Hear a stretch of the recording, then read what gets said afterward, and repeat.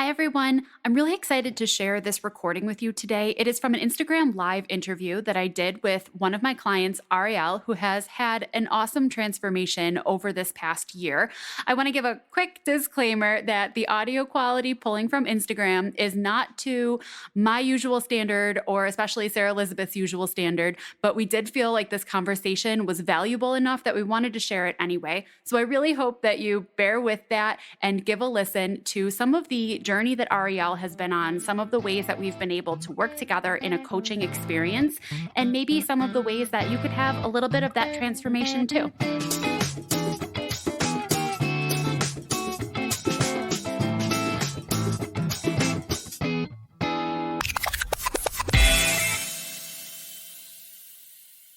This live chat is super exciting for me, and it's a little bit different from what I usually do because we are chatting with one of my clients tonight. Arielle has been with me for several months now, working one-on-one through wellness coaching and nutrition coaching, and she has had such growth over the past maybe about 6 months, I think. I'll let her share some of her story. But she has had so much growth over the past several months that I really wanted for her to come on and talk with you guys. Because I could talk to you all day long about what I think the benefits of wellness and nutrition coaching are. It's totally different when you hear the experience from somebody who's gone through it. So I'm going to bring her in here and we're going to get started. We're going to share with you kind of what her life was like before, how she was feeling when she came to me, some stuff that we did together along the way that helped her in her transformation, and then kind of how she's feeling now, where she's at, the habit she's been working on, all that good stuff. So I'll bring her in 2 seconds. I see your request there, so you're good to go. Thank you guys for joining us. As you're coming in, say hi. If there are any questions that you have for either of us tonight, either from my perspective as a coach or her perspective as a client, you can put them into the chat, or you can use the little question box bubble thing at the bottom. If you're kind of new around here, or if this is being shared or watched later, my name is Steph Junko. I'm a wellness and nutrition coach, especially for millennial women who are looking to build healthy diet and lifestyle habits that they can stick with, who are done cycling through diet programs or plans, who are ready to just feel in control of their health. In control of your health means comfortable with what you eat, doing routines that make you feel good, that light you up, that give you the confidence to go about your day-to-day life being the best version of yourself. I coach through that process. Hi, I see you in there. That's awesome. Thank you so much. And I'll share a little bit more about wellness coaching, that I have available for you right now at the end of this. But with no further ado, let's bring Arielle in. I see you. Accept. Doing this in anticipation of the fact that I am enrolling new one-on-one wellness lifestyle coaching clients right now. Hi, yay! Hi. I'm enrolling new ones right now for July, August, September with a bonus that ends tonight. If you enroll for July, August, September right now, you have the opportunity to join us for free in our small group coaching calls for the rest of the summer. Really help support people, especially at this time that can feel like we're out of routine or out of our norms. So I can tell you more about that at the end. Hello. Hi, how are you? I'm good. How are you? I'm good. I'm excited. This is awesome. Me too. I'm going to turn my volume up if I can real quick. Thank you so much for agreeing to do this with us tonight. Of course. I'm more than happy to share because people need to know how amazing you are. Oh my gosh. Well, people need to know how amazing you are and all of the work, the work and effort that you have put in to grow. Did it feel like a lot of work over the past several months? No, but looking back on it, it was like we did a lot over these past couple months, but we took it in such small increments that it was manageable and attainable. And then it made me want to keep going because I wasn't backpedaling or I wasn't missing days because it wasn't overwhelming. So that was, yeah. So no, we did a lot, but it didn't feel like it. I'm so glad to hear you say that, because that's kind of what I was thinking too when I'm like, oh my gosh, she's like made such huge changes and such big transformation. And that can sound scary on the outside, I think, but it wasn't any sort of overhaul. It was small things that happened over. I think that the first time that we talked or connected was like back in November, but we were just kind of talking then. And then we kind of started after the new year together, right? Yeah, that's correct. Yeah, in January. Yeah. So will you tell the people, I do see some more Hi, I see some more people in there. Hello. We're going to keep this super casual. I have some questions for Arielle, and then if you guys again have any, you can put questions in the comments or use the little question feature at the bottom. If you're watching this as a recording and something that we say sparks your attention, leave it in the comments. We'll come back and chat with you, okay? So can you start with kind of telling us what led you to seek out a coach? Like, how did you end up talking to me? Yeah, so I was experiencing a lot of gut health issues, and I knew my nutrition was around it, but also I was having issues just with like routines. So it was like a little bit of everything, like aspects of my life.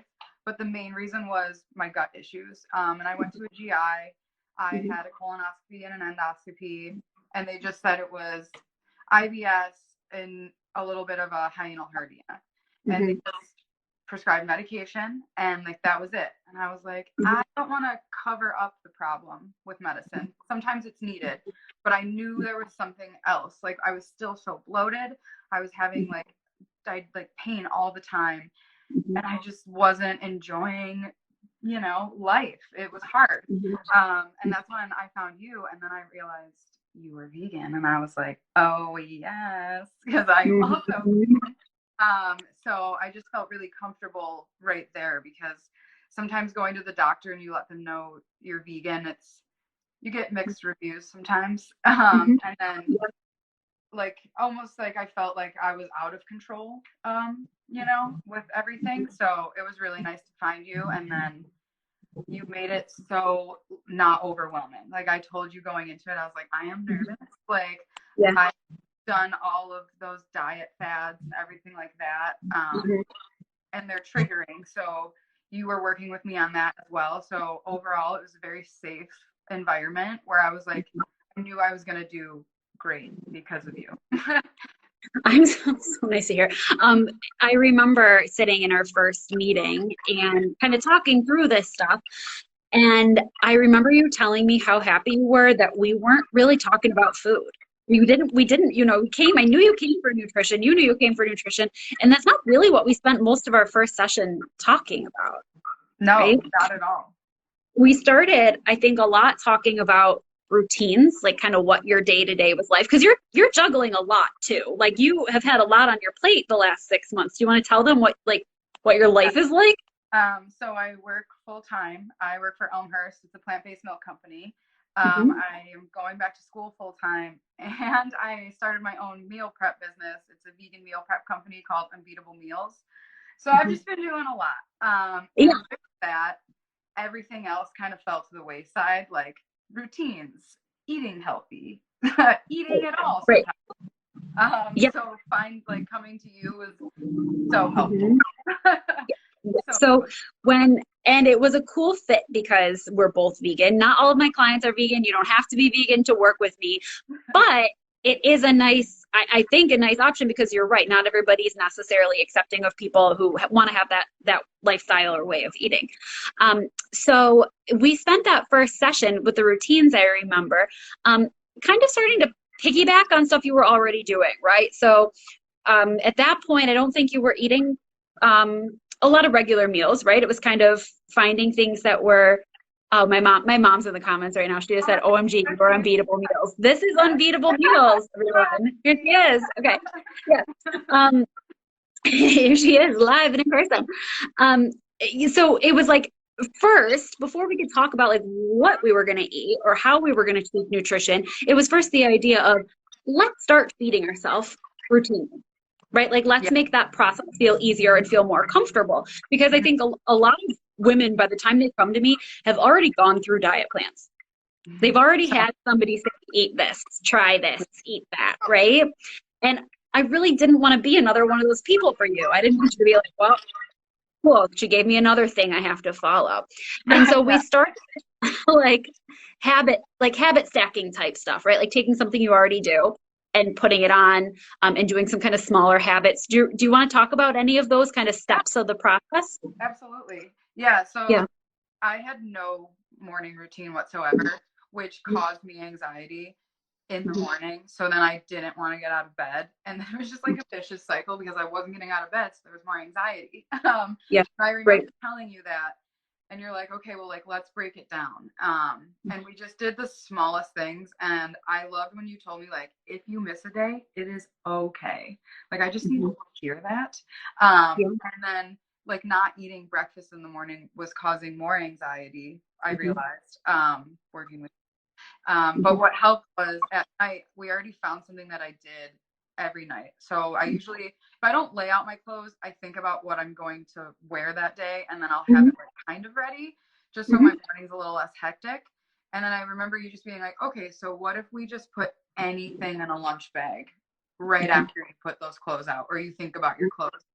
And you didn't say like, let's count your calories, let's put this, and this on a plate. It was just like, just put something in a bag. And I was like, I can do that. I can put something in a bag. Like Yeah. Right. that's easy. And then I did. I started putting stuff in a bag. And then I think it was like the next week, I was like, this is great. Like I'm eating. And Mhm. I like did smoothies in the morning or just a shake, something easy, but it was enough that I was like, okay, so like let's think about what goes in the bag now. Like Right. Yeah. so like that small Yeah. incremental step led to the next one without me even Mhm. thinking about it really. Yeah, I love that. There was times where you would come to me and say like, okay, so I was already doing that, so I also did this, right? Yeah. And kind of like took that next little step. I think a lot of times, well-intentioned people tend to put the cart before the horse in a lot of ways, where they might come in and say, okay, this is what we're trying to get to. How do we get to it? Right? This is the ideal way we want to eat. How do we get there? Instead, what we tried to do is say, okay, this is where we are. How can we add one little step closer and Yeah. one next thing and one next thing? So first we're gonna get out the lunch bag. We're gonna put something in it. And then we're gonna put two things in it. And then we're gonna say, hey, is there a vegetable in there? We're gonna try to add that, right? And just Yeah. stacking and stacking until we, are eating things that feel like they're serving our body and getting to the root cause, which was really that those gut health concerns were really Yeah. big driver of it. What else did we do? So trying to think of some of the other things that were part of your coaching process. Well, I think We, a big part that helped me was yeah.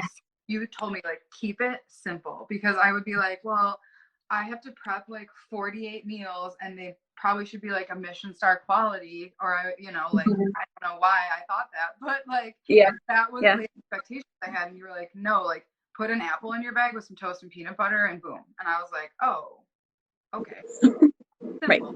And I would eat that. So like literally simplifying everything and made me realize like these are all attainable things and I don't have to have such a high bar. Like it can be Hmm.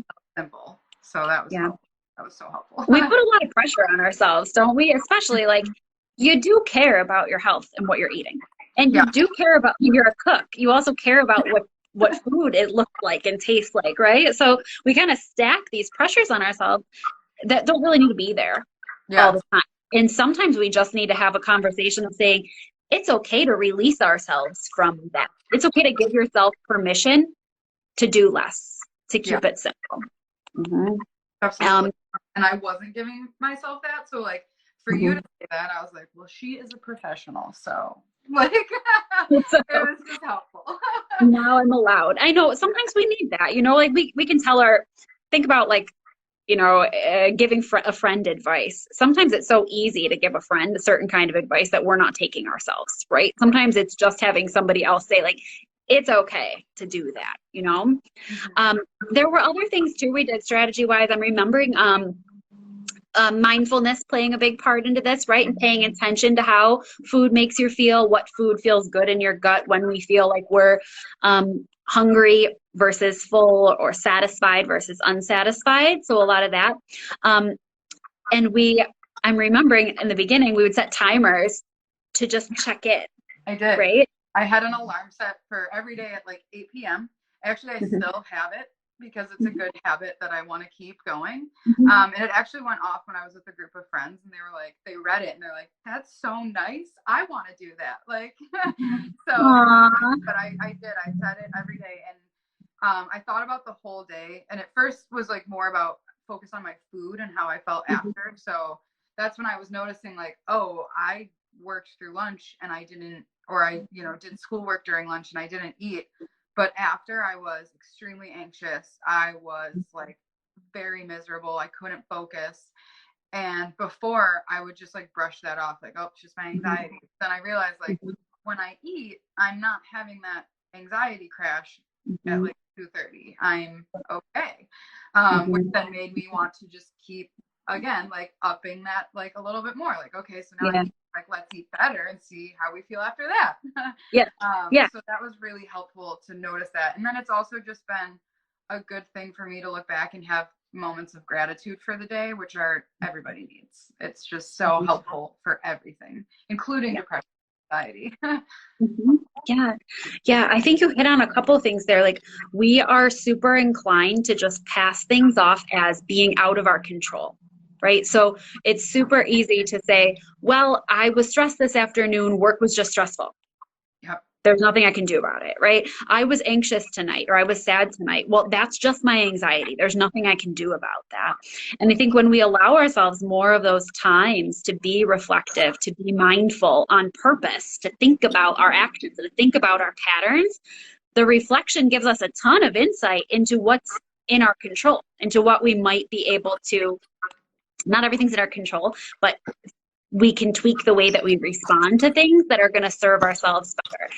Yeah. The other thing you hit on there is that connection between, I see the hearts and hungry. You're fine. Last week I was doing one of these live and I dropped my phone behind the couch. I'm just going to hold it. There we go. Okay.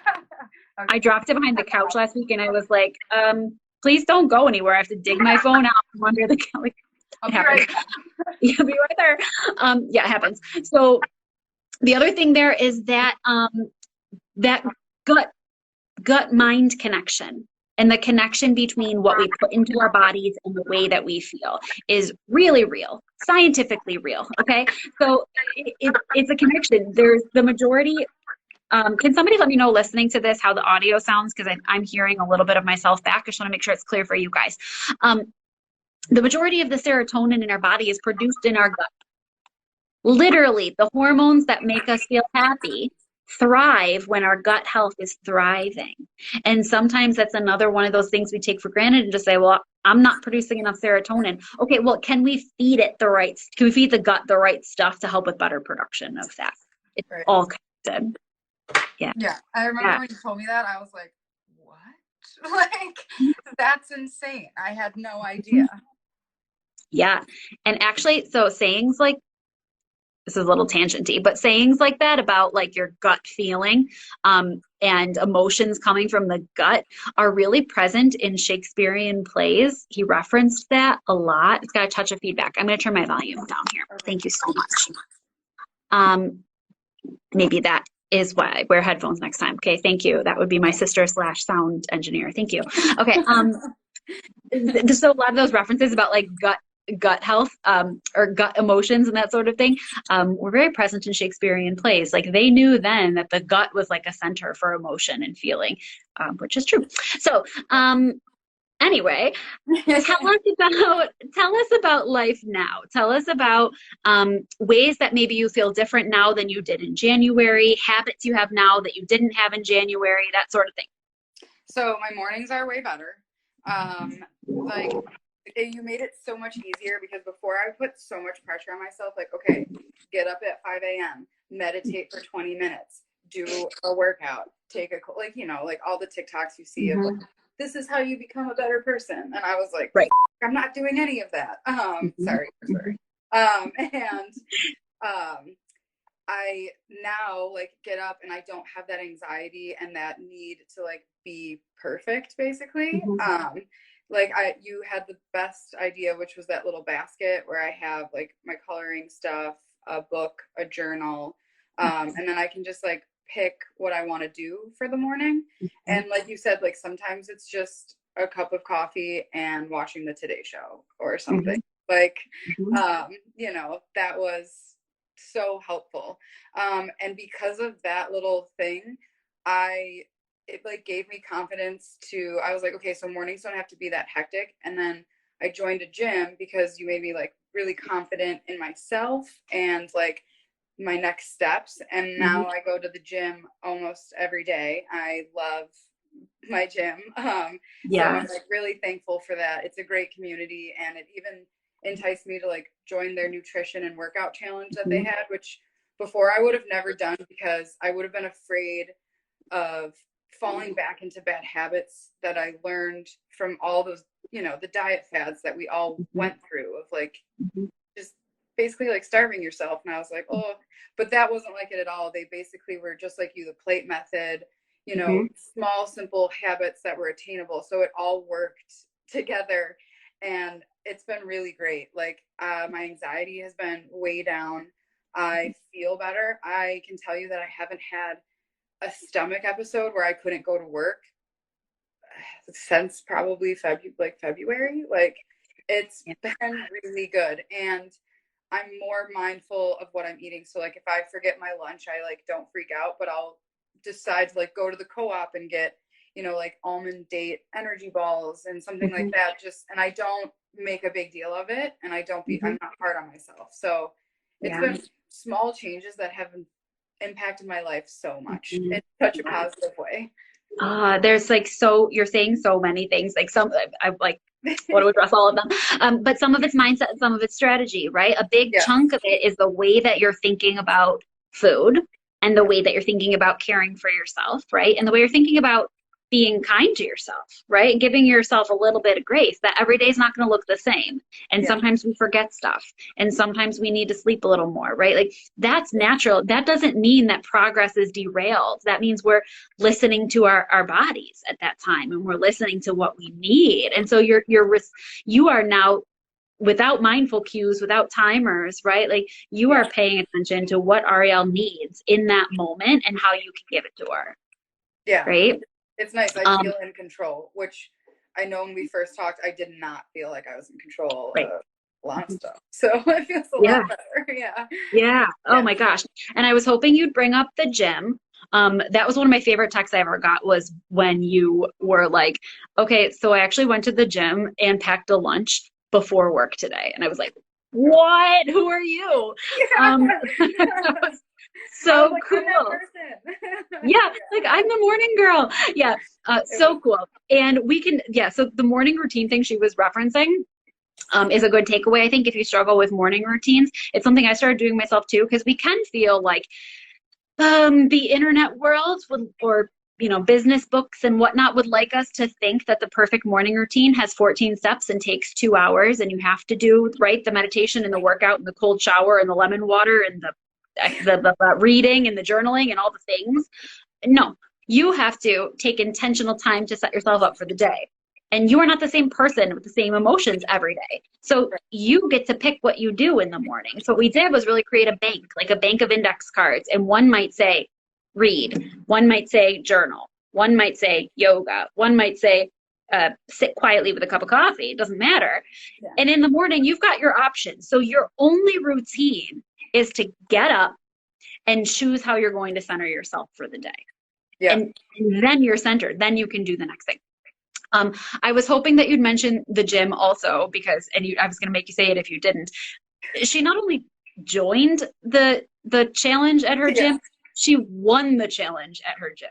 Yes, I did. I was very proud of myself. I've been putting in a lot of work, and I am enjoying the view on the top of the mountain right now because it's been really big wins, and it's nice to, recognize them and take the time to recognize them. Good. Yeah. Good for you. I'm glad we are taking the time to celebrate some of your work right now. You need to make sure that you celebrate yourself. You all need to make sure that you celebrate yourself. The little, celebrate the fact that you got up and you did something intentional. Celebrate the fact that you put something in the lunch bag to go to work, right? Like you've got to celebrate all that little stuff along the way because you're telling your brain, hey, I set out to do something. I did it. It was successful. I can try again, right? You've got to start that wiring process in your brain because otherwise we set these grandiose goals, big missions, big plans, which come from a good place, right? But we set them so big that when we can't quite meet them right away, what do we tell our brains? Our brains say, I tried to do something and I couldn't. So why would I try again, right? There's like defeat that happens there. Right. We got to rewire that and say, I tried something and I did it. So I can do it again and I can do more and I can grow. Yeah. There are some such small goals was like you feel better and you want to do more. So you want to do it the next Mhm. day. You're like, oh, all right, well, that wasn't bad. And I got up and I did two. I just one part one is getting up, which was so great. And the 5, 4, 3, 2, 1, get Oh up works yeah. really Yeah. well. That's a The good. Mel Robbins in there too. Yeah. If you guys don't know Yeah. Mel Robbins counting backward, yeah, look that up. There's some funny comments coming in. Someone says, OMG, the energy bites from the co-op. So Um, good. um, my dad says, even Ebenezer Scrooge recognized that a bit of cheese could disrupt his sleep. So true. Remember, he's like, when he first sees the ghost of Jacob Yeah. Marley, he's like, oh, that you're not really here. It's because I ate something wrong and it's disrupting my thoughts. Okay. Right. Um, let's see. We want to know more about the co-op energy bites. Oh, East Aurora Co-op. They're in like the refrigerated prep section, and I think they're like coconut, almond, and dates. I know they're Yeah. vegan, but I don't know what else is in them, but they're delicious. Great. Great to Yeah. know.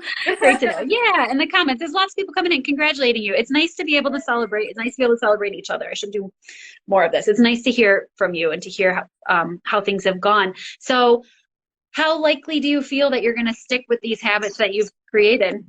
Oh my God, so likely. Now I feel so much better, and I also know because I have those mindfulness moments that this has been helping not only my gut health, but my confidence, like my positive self-talk, my depression and anxiety. It has truly helped me so much.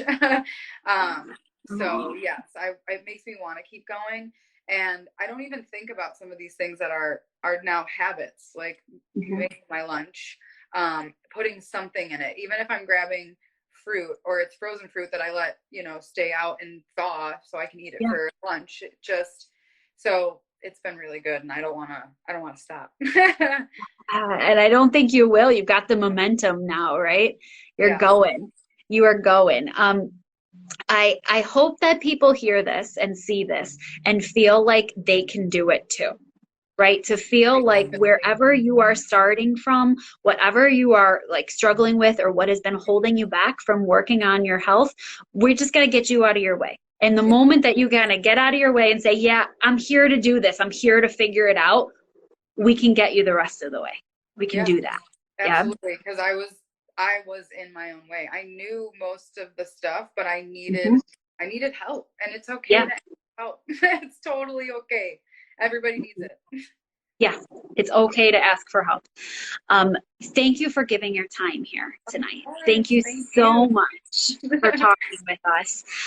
If anybody is watching or interested, one-on-one wellness lifestyle coaching program is open right now. We're enrolling for July, August, September because it's a 3-month program. If you sign up by tomorrow, also can join us in our small group coaching calls. If anybody's watching this and you've worked with me before in the past, in a group or one-on-one or anything like that, you're welcome to join us for small group coaching this summer also. It's just 2 calls a month, 2 in July, 2 in August, 2 in September, to help each other stay on track, to build a community. Because if you are struggling with your health goals, it's not just you. No. Okay, the stuff that you are experiencing is a lot of us, all of us, right? And there's a comment coming in. That's my dad. Every journey starts with one step, right?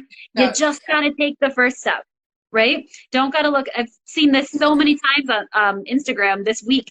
It's not about the whole staircase. Don't look at the whole staircase. Just look at the next step. Yes, I saw You that, and get I it? love that. Yes, Yeah. We all get up the staircase one step at a time. we do. And then enjoy the view when you get up there, because it took me a long time to get here to like recognize like you deserve to celebrate yourself. So don't forget that too. Yeah. Such a good point. Thank you. Thank you so much for being here. Thank you guys for watching. I will, of course, tag Arielle in here. And if you would like to reach out to either of us to chat, to talk, I'm sure she'd be okay with that as well. Yeah. And we'll be around. Okay. So be in touch, everybody. Be well. Take the step. You deserve it. Arielle, congratulations on everything. And Thank you. we'll talk to you soon. Bye. Thank Bye.